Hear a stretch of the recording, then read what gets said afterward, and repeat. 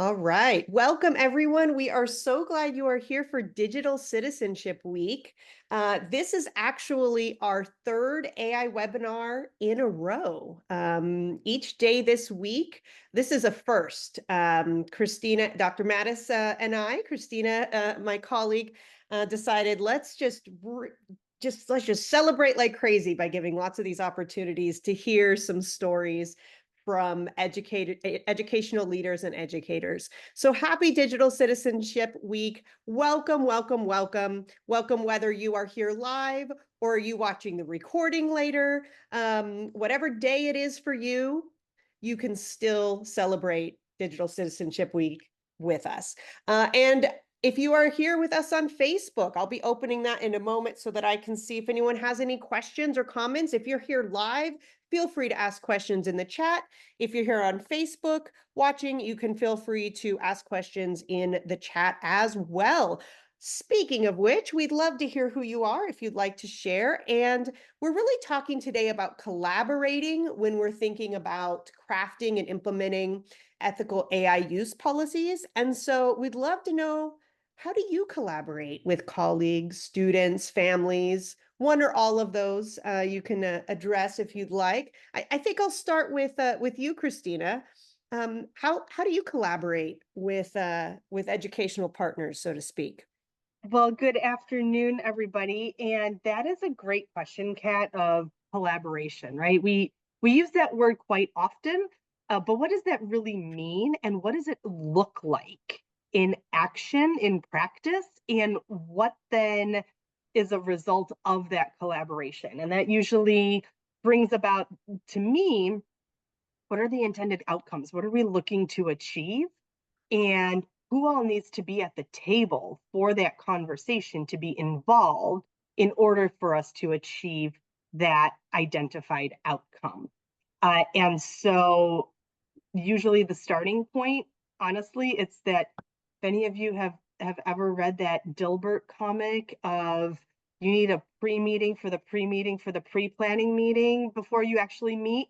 So it's thinking about, who do I need to connect with first to help inform who needs to be at the table on whatever the topic is as a starting point, and then see what evolves from there. And so thinking about, is it educators in the classroom? Is it our CTO friends across our 58 districts? Is it our superintendents? Is it our families? Who is it actually that we need to talk with? Identifying that audience first is key in Such a great, yeah, such a great point. And we have a county, an amazing group of people that are all here to share with us. We have Jason Borgen, you'll meet in a bit, from Santa Cruz County Office of Ed, who's going to share how county offices are helping districts to go through this process and do just that, Christina, having them bring in students, bring in families, bring in parents, bring in educators. And we're also going to hear from San Gabriel Unified, who's also has been on the journey of having an AI task force. And so really excited to hear their stories regarding this. So as we look forward, we'll go ahead and introduce ourselves in a moment, Christine and I, but I wanted to ground us in this question, kind of the question that we're asking today, that we're going to have our speakers address is, how might districts and schools craft ethical guidelines in a spirit of collaboration? How can we make sure that, as you said, Christina, we have the people at the table that really need to be there, that we want to have their input, we want to make sure that they're involved.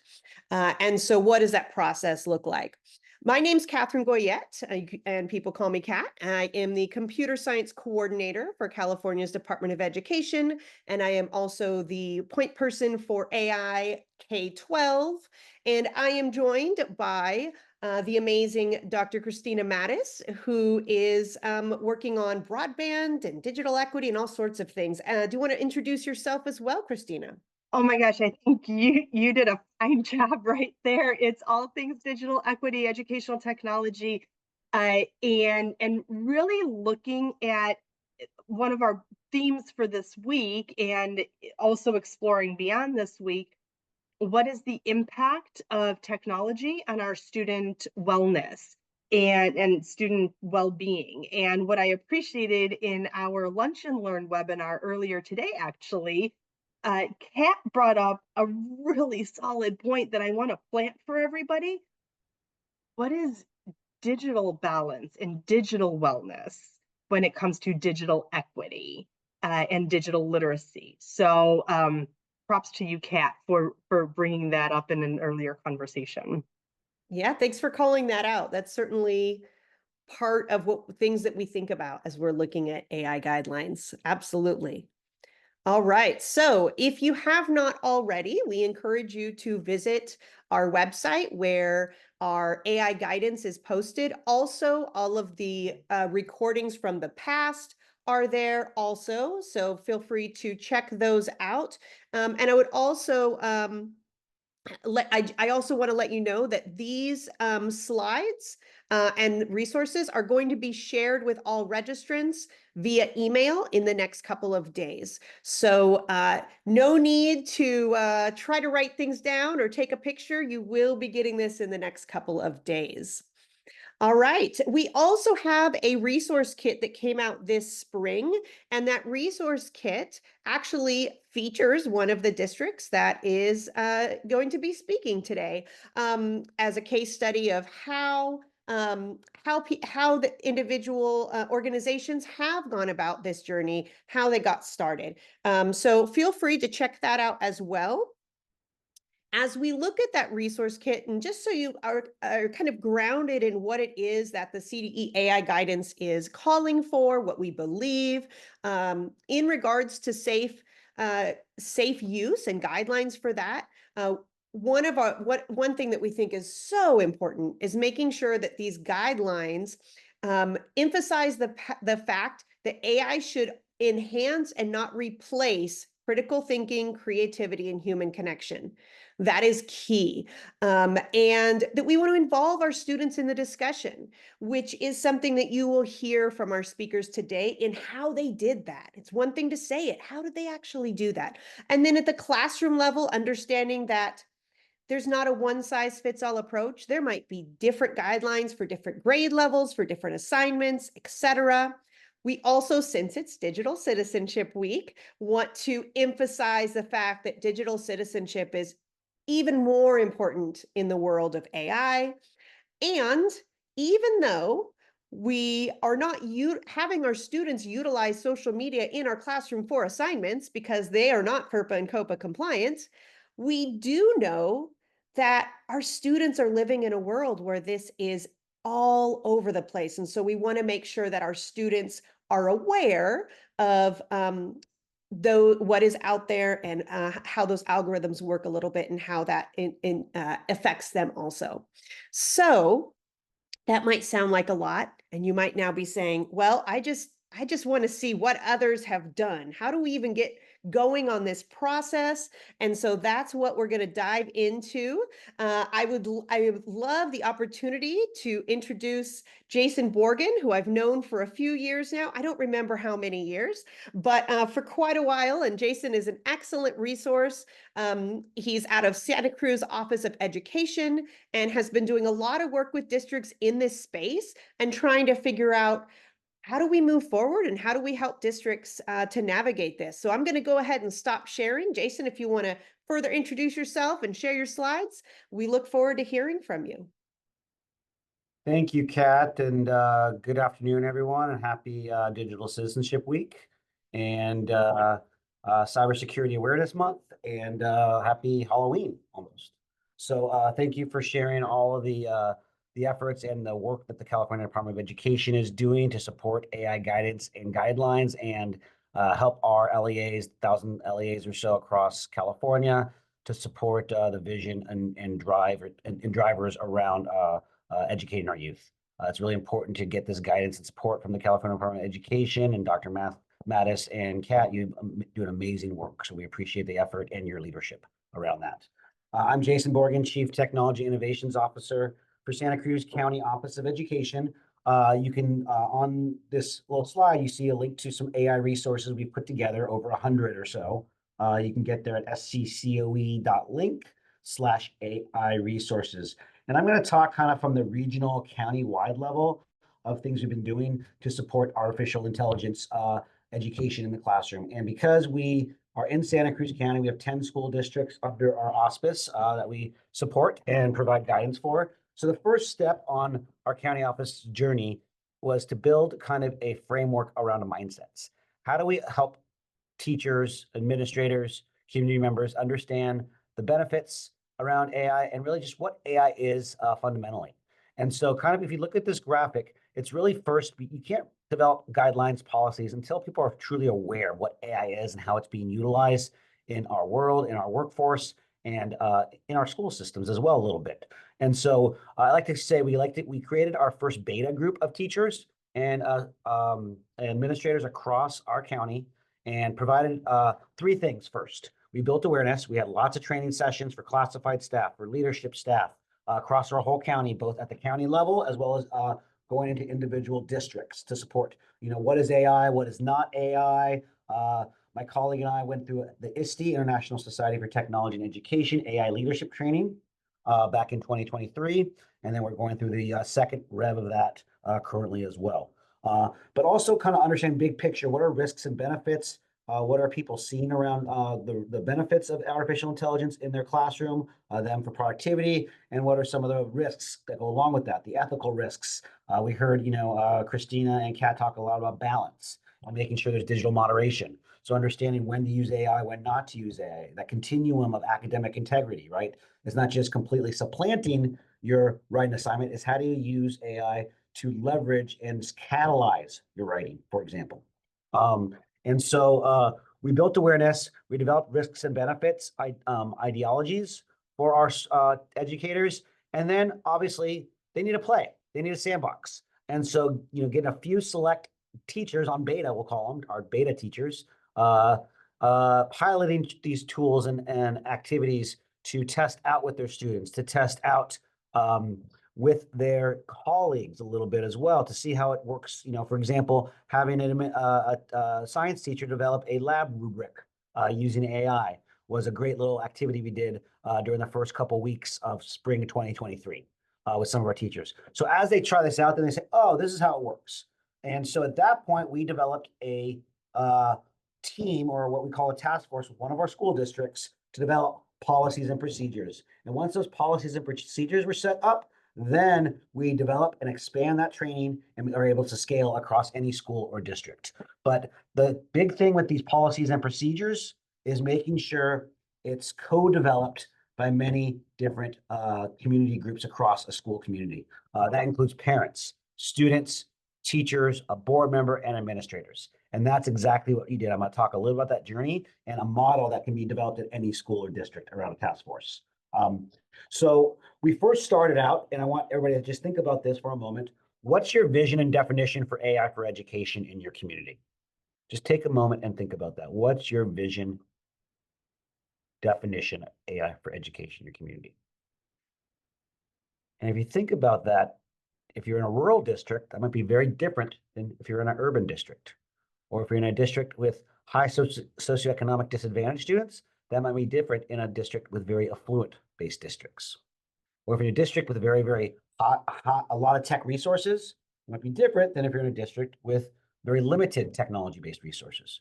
We have a model in California where we have local control, and so those models differ, and the needs differ, and the visions and definitions differ district by district. You can't just use ChatGPT or Gemini or Claude to develop your AI definition. It has to be done organically, and it has to be co-developed by the different stakeholders. And that was the exact first task we did with our task force. And so I'm just going to quickly navigate to our task force guidelines. And notice, I'll zoom in a little bit on this if you're joining us remotely. So we developed these what we call AI definitions and aims for Scotts Valley Unified School District. Scotts Valley is a small school district in Santa Cruz County, kind of in between the ocean and the redwoods. About 2,000 students, very affluent area for the most part. And we co-developed amongst about 25 different educational community members these definitions. In Scotts Valley Unified School District, we define artificial intelligence as a dynamic tool that can guide us to dream, design, and supporting teaching and learning. We believe that using AI in schools should be guided by ethical and equitable principles that enhance and preserve the human element. The intent of AI is to be used as a tool to promote learning and relieve routine tasks, not to avoid, but rather to enhance thinking through an open-minded approach to learning. This was the catalyst to the rest of the guidelines. And they did this all very organically through a process, through discussions, through a heterogeneous mixture of groups. And so from that, then we developed some norms around AI. And so this piece of norms is how can we behave around AI in discussing AI? How should we engage with AI? And how do we communicate with AI? So the three pieces around behavior, engagement, and communication were key in our AI journey. And they developed these norms around behavior, engagement, and communication, which including show good judgment when using AI, maintain a positive attitude. There's going to be AI resistors out there, and that's okay. Let's all maintain a positive attitude when discussing new technologies and new digital tools. Engagement, prioritize everyone to have a voice. Right? We want everybody to have a voice, not just the administrators, not just the teachers. And of course, be transparent. Share how you're using it. There is now MLA citing techniques for AI specifically. Use those MLA citing techniques when you utilize AI in your writing. So all these pieces were part of our journey in developing these guidelines for the school district. And just kind of scrolling up on these guidelines, I'll show you who was involved in this process. You can see there was the objective source from us from the county office, not a district employee, but us representing the county, a support structure. We got a chance to facilitate this, but we had several students involved, high school students. We had some parents from different school sites. This is a K-12 school districts. We had parents from all 4 schools involved. We had a board member involved. We had a classified staff. We had teachers. So all of those folks were involved in this process. And we had a total of 6 meetings throughout a 6-month period. So we had 1 meeting a month. So I'll walk you through that kind of what I call the 8-step program of integrating or implementing a task force. And so we developed these kind of 4 habits of mind around what AI can do. And so we kind of developed this graphic: assist, create, differentiate, and enhance. Those 4 key things is what AI can do. And this was developed by the task force for the district, right? It wasn't developed and generated from AI. We didn't steal it from AI, Teach AI. It was completely organic process. So they own the entire process.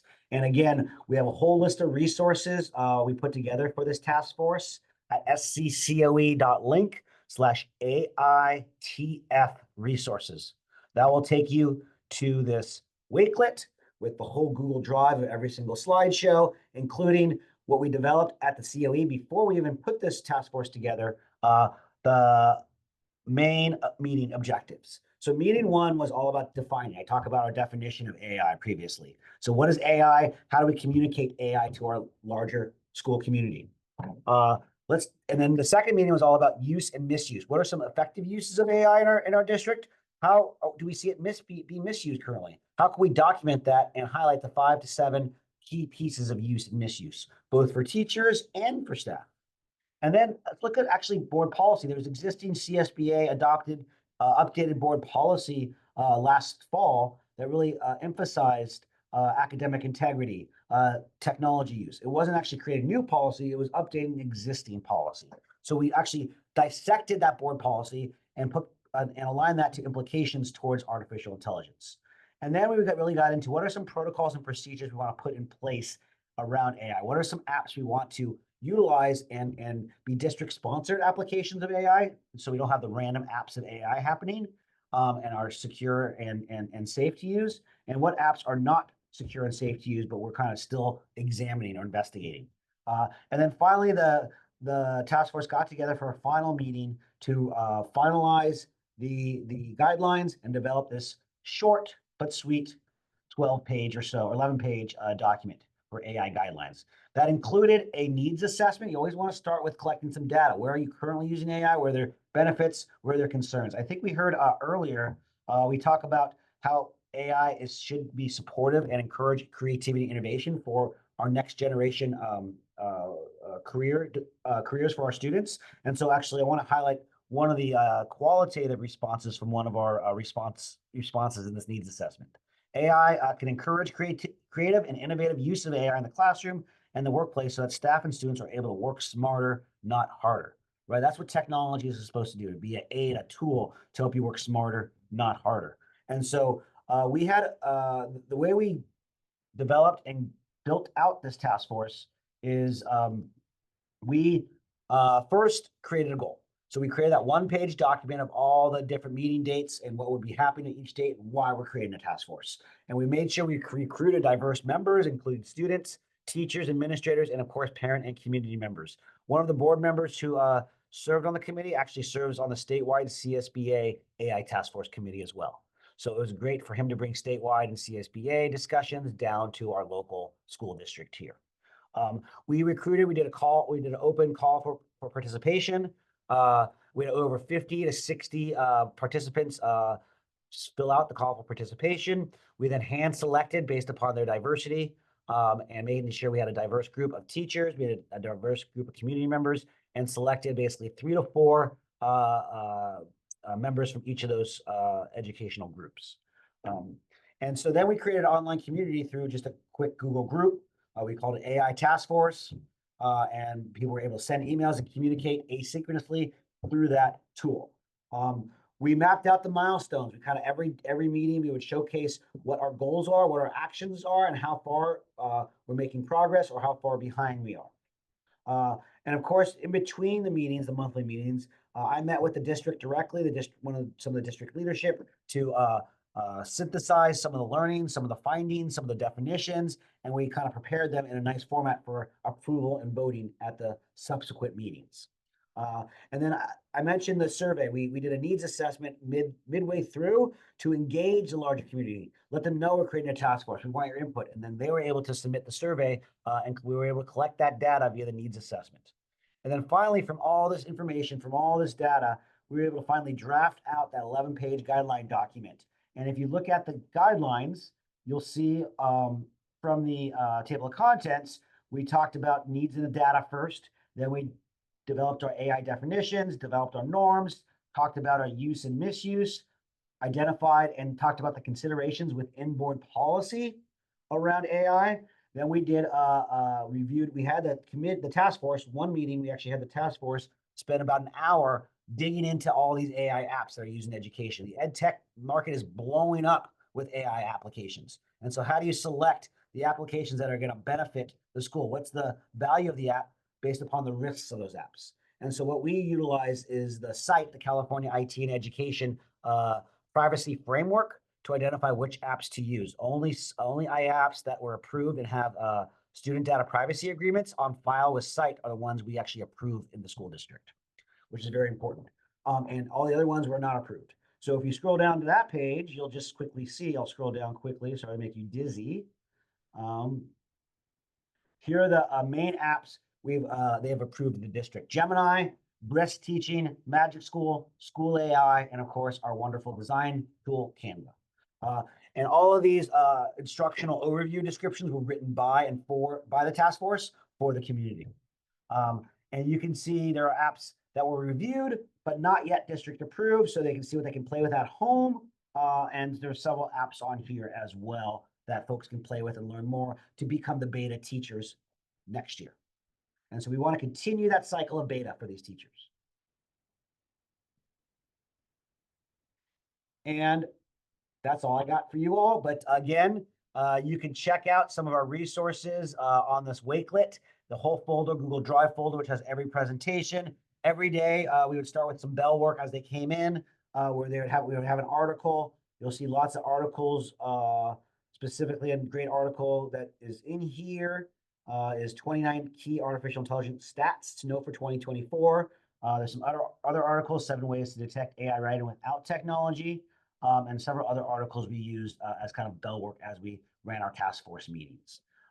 Happy to answer any questions, but all the resources are provided for you. And I appreciate the time and effort, and thank you for having me today. Yes, thank you so much, Jason. I love firstly, that you always focus on data. Like let's get real data from the people we're serving and find out then and only then what it is that might be appropriate for them and the direction.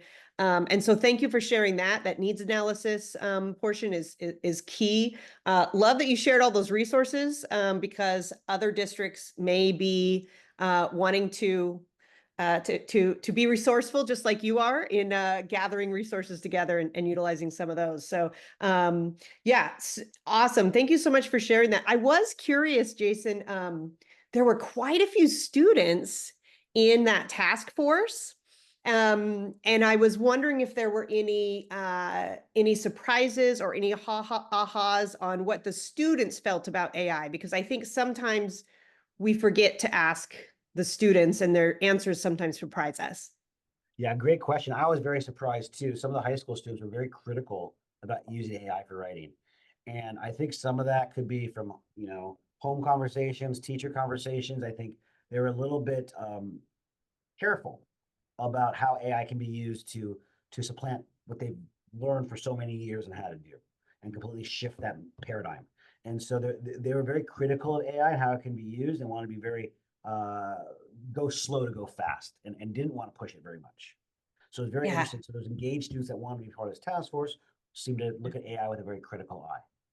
Wow, that's it. That is interesting. That mirrors some of what we heard in some of our lunchtime conversations about digital citizenship, in that there's a lot of students bringing up more concerns than we would have anticipated, which isn't a bad thing, right? That means they're being thoughtful about technology, which is great. Absolutely. Thank you so much, Jason. I so appreciate all that you're doing for Santa Cruz County, but also the fact that now we can learn from you. This is excellent. Thank you for that. Again, if people have questions, whether you're watching on Facebook or you're here live, feel free to ask questions in the chat or the comments, and we'll be sure to answer those. And now we are going to hear from a district that I had the pleasure of doing some work with. Actually, is that at the, oh, there I am right there. I was on Q stage with all of you. So this is this is San Gabriel Unified. And they began their journey of beginning an AI task force, I guess, beginning of last year. Is that right, Joe? Okay. Yeah. What I really appreciated was they came at it with such humility. Like, we just know we need to do something. What should we do? Let's figure it out together. And really, we're learners the whole time. Joan, if you want to go ahead and introduce yourself and let us know who's here, and then we'll move forward and share some of your journey. Sure. Well, good afternoon, everybody, and happy Digital Citizenship Week as well. I have the pleasure of being surrounded by an amazing team of educators in our district, San Gabriel Unified School District, and I'm the assistant soup of Ed Services, and I've been here in San Gabriel this is my 6th year.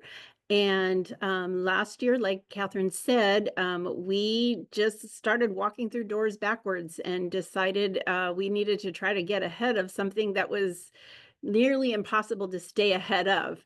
But we knew we needed to put something in place. And so without further ado, I'd like to introduce my dynamic, amazing team who really helped spearhead this effort. So Heather, you want to start? Sure. Hi, I'm Heather Wolpert-Guerin, and I'm the Director of MTSS and Innovation, and I also wear the hat of assessments here in San Gabriel Unified. Eric? Hi, everyone. My name is Eric Chow. I am the Director of IT here at San Gabriel Unified. Shonda? Hi, everyone. I'm Shonda Strom, and I am currently an assistant principal at our high school, Gabrielino. But last year when we were doing all of this work, I was a chemistry teacher, doing the work as a chemistry teacher. And Ruth. Good afternoon, everybody. My name is Ruth Esseln, and I'm the Director of Student Services. All right, excellent. Well, thank you. We look forward to hearing from these different perspectives and how you have moved forward as a district in this age of AI, so to speak. So I remember, I actually love that Heather gave me this sticker. I still have it. But can someone tell me a little bit about this portrait of a graduate and what that had to do with moving forward with an AI task force and the work? Sure. So our portrait of a graduate has really served as our district's North Star or our framework to really cultivate these essential competencies in our students K-12. And our 6 competencies are creative thinker, collaborator, global citizenry, empathetic, communicator, and resilience. And this has really served us well. We actually developed this together with our Educational Advisory Committee back in 2019, and it helped really through the pandemic. And here we are with another, frontier with AI, and it really is serving us well through this journey, and really helping us to think about what's really important here, which is the development of those human competencies, right? Those human skills that we want all our students to be able to have to be future ready.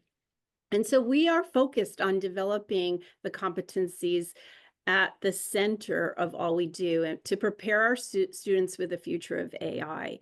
And really, this is the North Star for everything that we do here in San Gabriel, from the development of our strategic plan to our LCAP to our AI guidelines.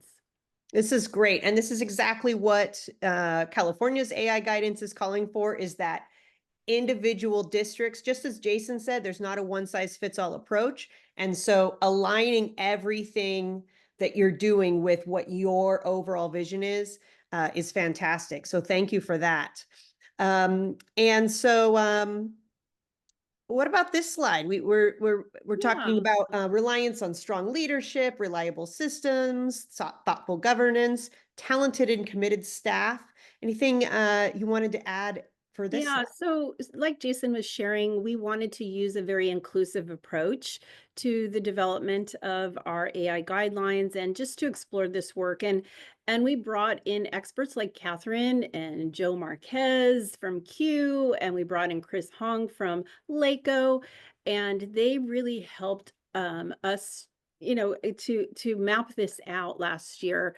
And by using an inclusive approach, we really we had kind of an open invitation to any staff that was interested in joining this committee, and with the understanding that we would be learning about AI to learn with AI. And so that included principals, teachers, and classified staff. And the thing that we want to do in our 2.0 is, as Jason alluded to earlier, is we want to include our students in this year's work. And we also want to make sure that we include parents. And I love the idea of a board member as well. So we will be looking at taking it to another level this year. And so together we really thought about things like how we were going to bring in the voice of all of these educational partners to really help develop the guidelines and to really help us focus on building those human intelligence skills in all students. Excellent. And I love how you said that you were going to learn about AI in order to learn with AI. And now I'm thinking, wow, you had it right. I should have flip-flopped our California guidance because we put learning with before learning about. But I like that. That's good. All right. So there were some questions that that educational partners had, right, in across the nation, across the globe, and certainly in San Gabriel as well. So can someone speak to how that worked in San Gabriel, how you addressed those, how you explored them? Yeah, go ahead. Thanks, Kat. Shonda. Go ahead, Shonda. You go right ahead. I think we can both do it. I'll start because I can talk at the level of the teachers, because one of the things that we really worked on was bringing all of the information back to our teachers that were on campus and just letting people know what we were doing. And a lot of teachers were very concerned about the replacement of teachers using AI. Really definitely looking at plagiarism and what does that mean with AI. And I think we were able, as the entire group, with all of our information, there were quite a few of us at the high school that were on the team, we were able to actually kind of calm people down so that they can listen and hear what we were talking about and what we were doing and actually be able to try things out. So that really garnered some trust with a lot of teachers, and we ended up with quite a few teachers that were not on the team that were actually beta testing some things for themselves, and they were asking those of us who were on the team, questions and how could they possibly do some of these things. And I think it worked really well with us, and teachers kind of realize kids are already using it, and so we really need to know what this is all about ourselves. So that was a really good process for us, and I think it calmed people down a lot. I love that. So you had beta teachers as well, just like we heard about in Santa Cruz County. Awesome. Ruth, did you have anything you wanted to add? Okay, awesome. Fantastic. So this was an interesting one, creating responsible use guidelines. And I remember being with you last year, and it was interesting for people to realize we do already have some responsible use guidelines, right? Maybe rather than starting from scratch, maybe we should just build on what we already have, right? Absolutely. So Eric, did you want to talk a bit about this one, or? Oh, I think Ruth was going to chime in on Ruth is going to chime in on this one. All right, that sounds good. There we go. Sorry, Eric. She chose me. No worries. All right. Hi, everybody. So as we began our journey last year with the AI task force, one of the first things that we did was we did some playing with the tools or the applications for AI, because we really couldn't dive into the work until people got a chance to get their hands dirty. And I actually saw Shonda come back to one of the meetings with what she'd done with her students around lab rules, working with AI in her classroom. And so there was a lot of flow between the committee and classrooms. So we did use a little bit of AI to help us construct our guidelines, which was part of our playing and learning how to be efficient, as was noted earlier, and to really see what it's like to partner with AI. And I think as those of us who have continued to see how it can help us have really come to see it as a partner, a conversationalist, that you can really bounce ideas off of to keep your own ideas flowing. And we experienced that in the committee as well. We presented to the board, and some of the questions on the previous slides were embedded into our presentation to the board. And moving forward, yep, we're going to have another year of our committee, and we're hoping for good things. Excellent. I love it. That's fantastic. So intention and purpose. What does it look like to roll out AI with intention and purpose? How was that led? Yeah, definitely. So we really want to just go slow, not too fast, because this AI and Gen AI is new to us too. So we want to really understand what it is, what it can do before we roll it out to the teachers where they're like, wait, what is this? Why are you giving us these tools? So we wanted to see which tools out there will work well for our district and our teachers, and also align with our portrait of a graduate and our strategic plan. And we research different tools such as Magic School and ChatGPT just to see what's out there and really get a feel of what they can provide to our teachers. And we really like Magic School. We purchased Magic School earlier this year.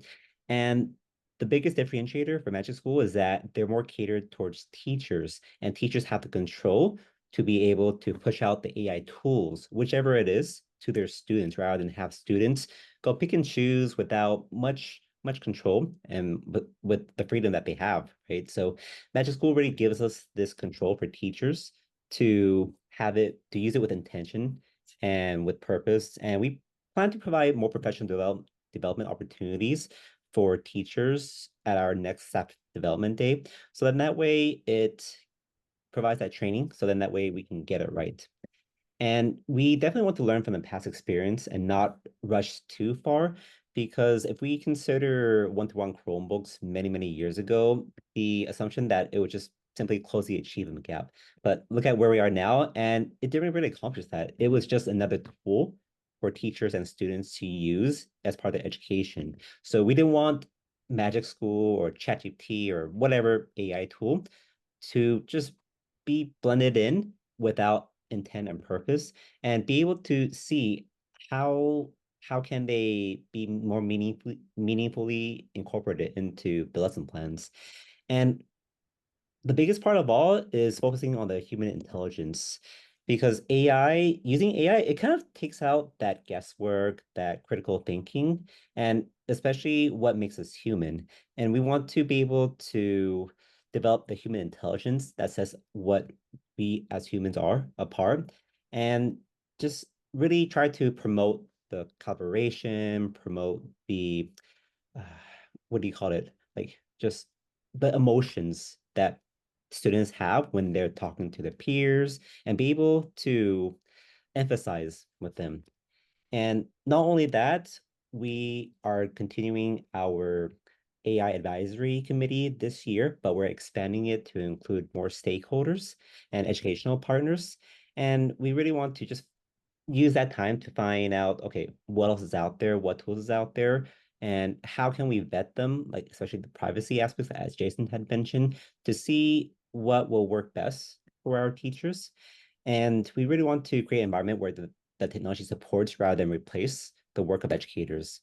And not only that, we do also create a district website that serves as a resource hub for everyone, where it has all these different AI approved AI tools, the different resources and best practices. And for any future resources that we develop and create, they'll get published. So then that way our teachers and staff will be able to go to a one-stop shop to see what's there. And it's just really important that we emphasize our work to go slowly with intention and purpose, so we understand what it is, because I feel like many times AI can be misconstrued in the news where it's like the negative connotation. So we really want to train teachers what AI is and what AI isn't, and what it serves in their personal lives and also in education. Yeah, I Thank would you. also like to say that Please. we are also talking about intention. We're really talking about those MTSS strategies that are within the classroom level for all of the teachers to use. And so Eric and I actually presented at the last staff meeting here at the high school, kind of rolling out Magic School. There was a training that Eric did at the beginning of the year that kind of shared out what Magic School is. And a few of us were there. And then at the meeting, we actually worked on creating some prompts for a specific type of lesson. I actually got those, I think, from Heather and Joan, and it was it was really nice, because when we were kind of done at the end, people had their computers open at the staff meeting and they were working with people that were sitting next to them to kind of mess around with it. So doing it in this way kind of set it up so that they knew things were coming. They heard about this Magic School thing. Now we're using it. And then at the next staff meeting, we're actually our big PD, we're going to actually use it to help design some lessons and do some deeper dive pieces with this. So that's the strategy I think that works the best, because now they're seeing it over and over and over. And now we're getting to the point where they're going to start to feel comfortable with it. Excellent. Thank you for that. I appreciate the intentionality and the thoughtfulness around what is our purpose for this for humans, right? It's not just the Magic School is not a magic bullet. That's not what we're thinking, right? We are thinking this is something that has a purpose for furthering our experience for students and for teachers. That's excellent. All right. So what about this slide? We've got intelligent systems, instructional technology, accessibility tools. I'd love to hear especially more about the accessibility tools. What do we got going on here? Well, if we're talking about accessibility tools, we're really trying to make sure that students have access so that they can be on a level playing field with everyone else around them. And AI kind of allows that to happen because students are able to um, better their writing, better organize their thoughts, as long as we are able to teach them how to use it in that way, which our AI policies actually enforce that process, then that really helps us out for accessibility for all students. And hopefully, you know, when we're all said and done with this plan and travel, we will have our students being able to decrease the achievement gap between, you know, our groups, and that might be helpful for all of us. And if I might add to that, Catherine, when you came down to work with us, we really delved into this, you know, and really making sure that we were looking at bias and really thinking about what goes into AI is what comes out of AI, right? Kind of like the Plunko game that Joe Marquez often talks about.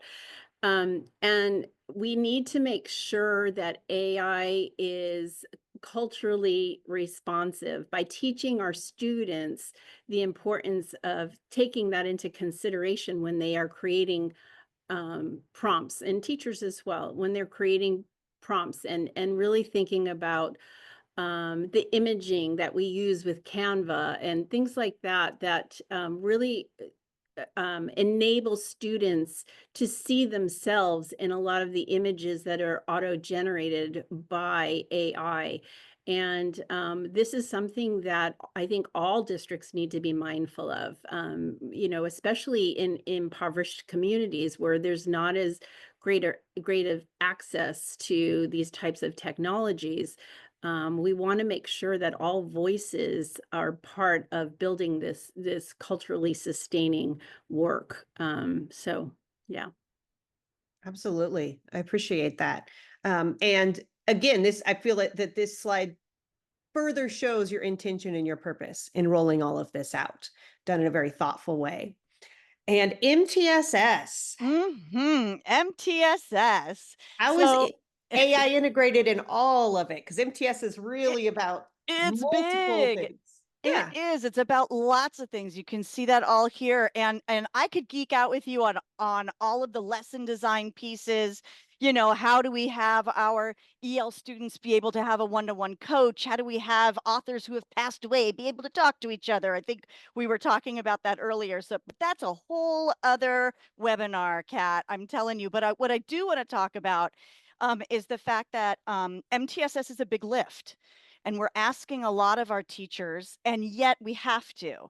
And so AI plays a really important role in creating focused lesson plans and taking some of the repetitive tasks off of a teacher's plate so that it allows them the opportunity to guide and coach and be that guide on the side with students and not that sage on the stage, that there's this other tool in the classroom that is being used. But here's what I also want to say, and I hope I'm not offending anyone. AI, when you put in something, it's kind of like ground beef. Like it's kind of bland, it's cooked, it's there, but it's the teacher, the expertise and the passion and those competencies that bring in the seasoning and bring in the accuracy.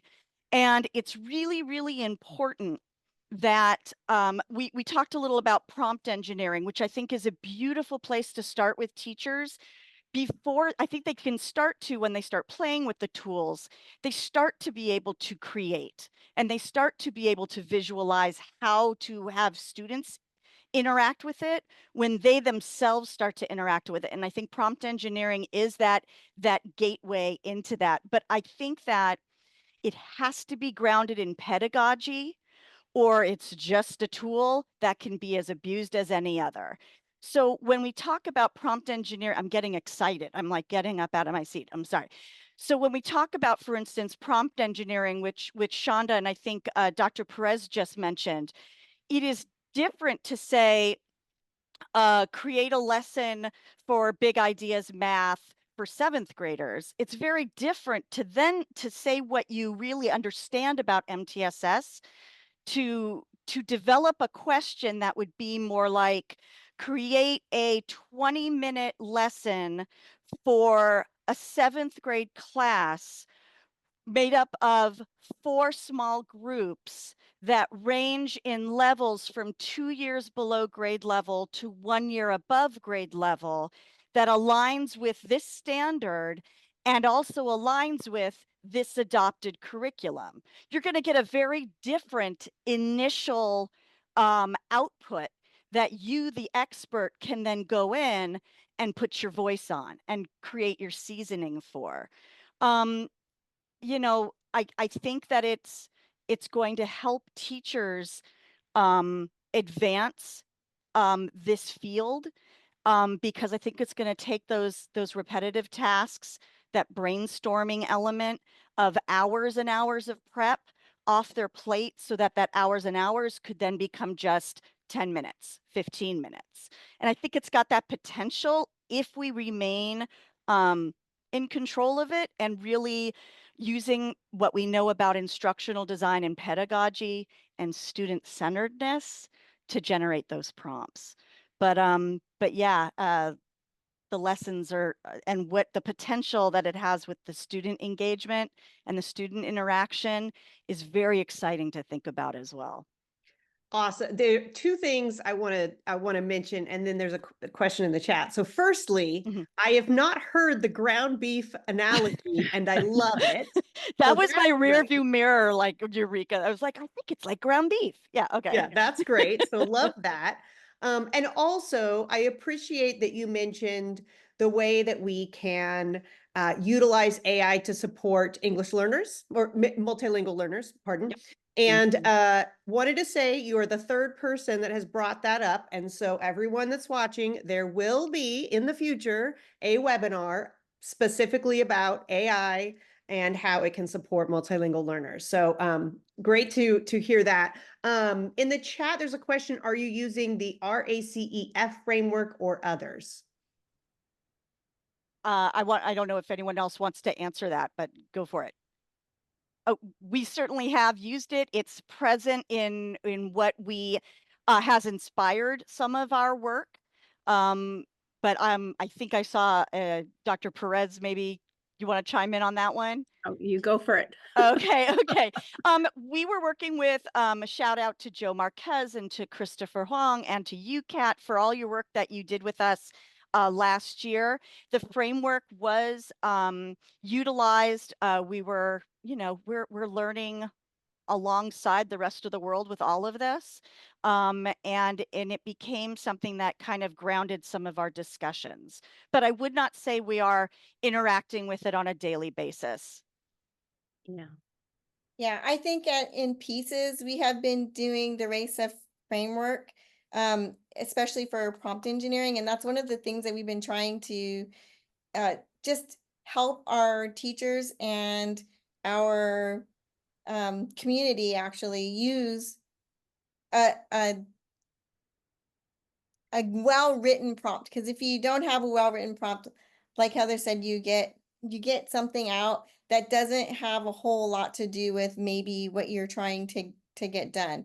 So in one hand, you need to have that expertise, right?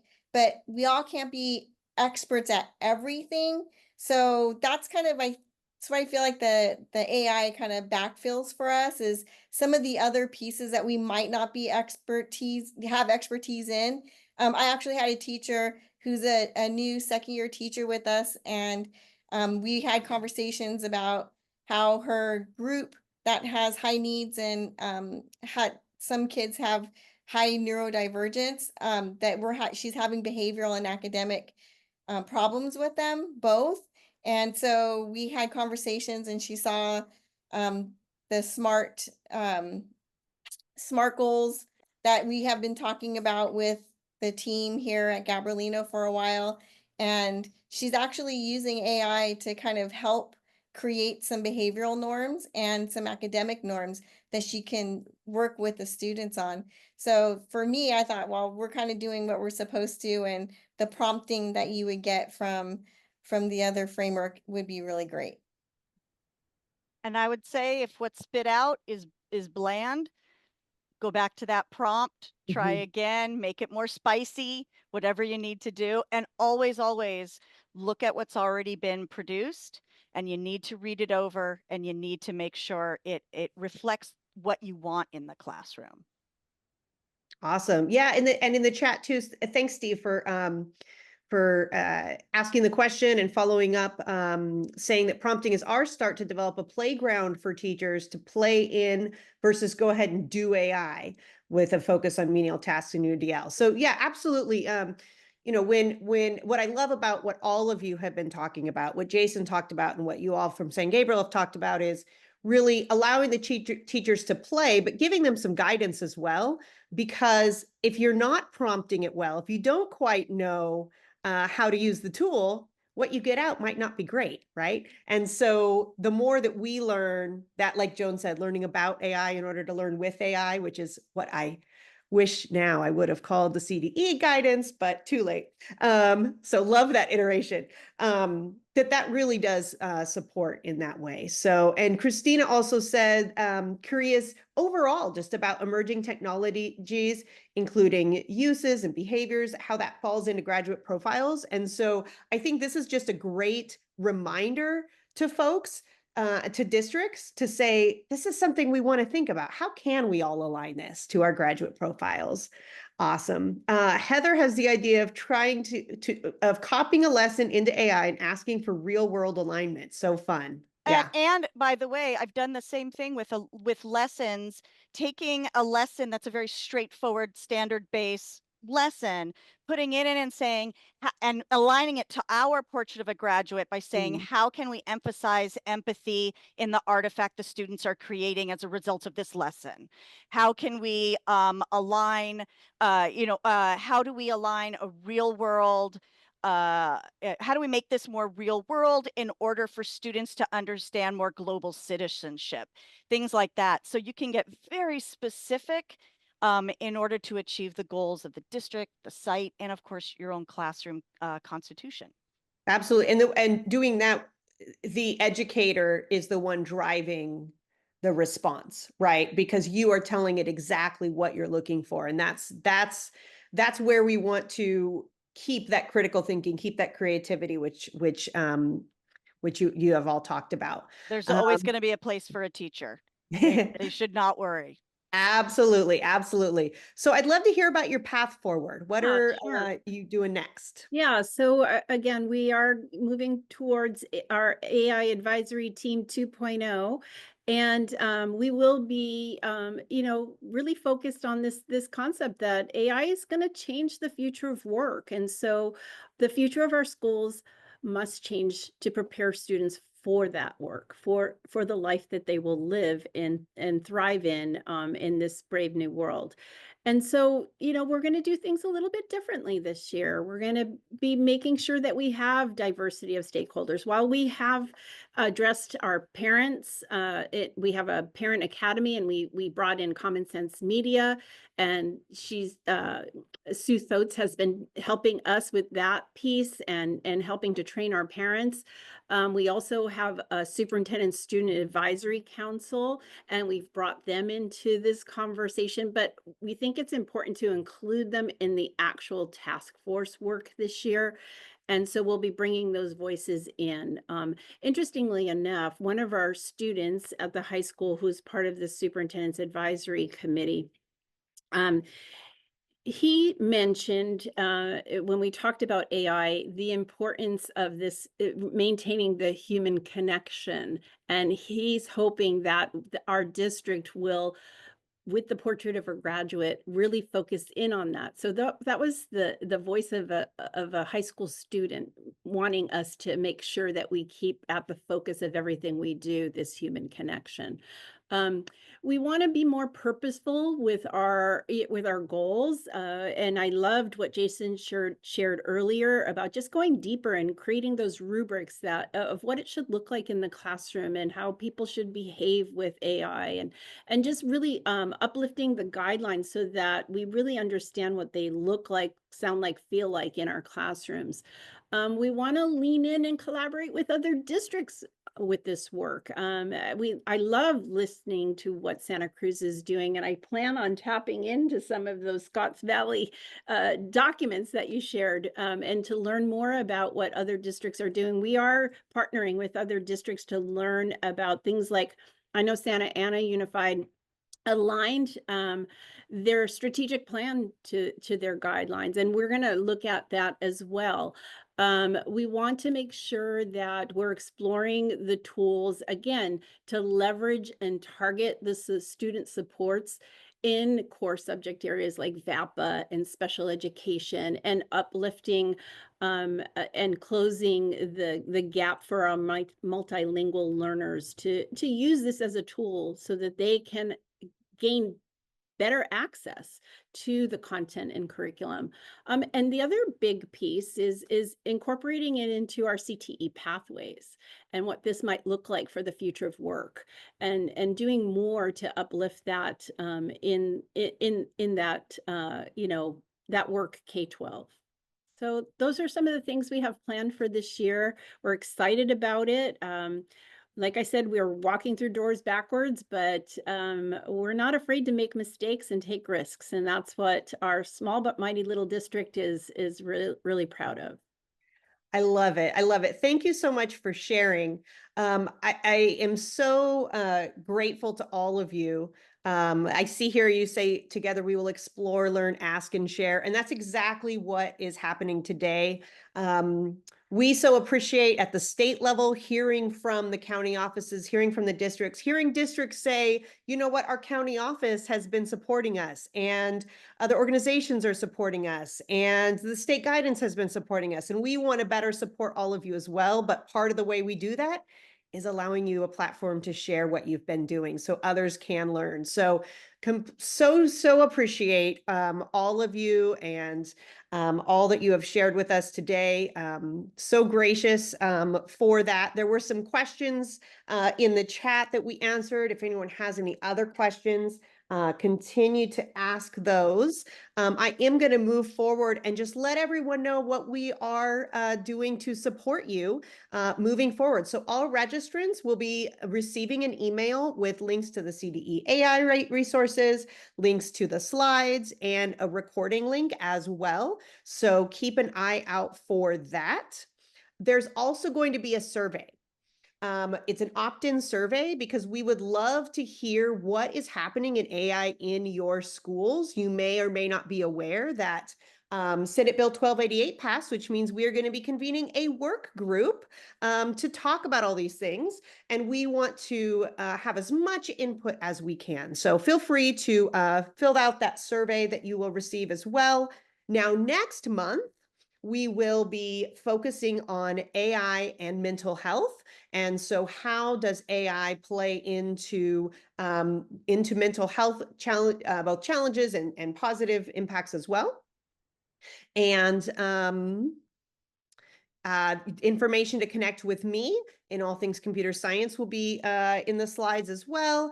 And I just want to thank all of you for being here, those that were here viewing, listening, asking questions, those of you that presented. Thank you so much. We are having some appreciation in the chat. So thank you for that to our presenters. Christina, it is still Digital Citizenship Week. There is one more day. So do you have anything, any great thoughts to bring us home regarding Digital Citizenship Week? You know, I you put you on say the spot. Yeah, Sorry. no, you say AI is for everyone. Digital citizenship is for everyone. It's for students, teachers, administrators, families, our community. We are all involved because we are all impacted. We are all experiencing it. So lean into it. Excellent, excellent takeaway. Well, thank you so much, everyone, and have a wonderful, wonderful day.